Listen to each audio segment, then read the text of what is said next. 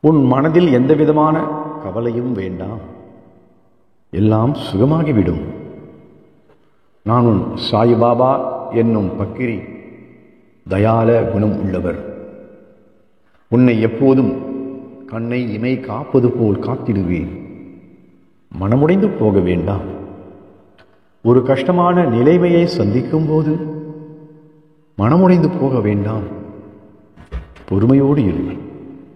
எப்படியும் உன் சாயப்பாவால் நீ காப்பாற்றப்படுவார் என்ற நம்பிக்கையுடன் இரு. இது சோதனை காலமாக இருக்கலாம்.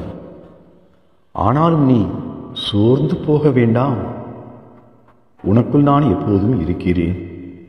பயப்பட வேண்டாம். உன் கவலைகளுக்கெல்லாம் மருந்தாக நான் இருக்கிறேன். கவலையோடு நீ இருக்கும்போது நீ என்னுடன் பேசு. நான் உனக்கு நல்ல தீர்வை தருவேன்.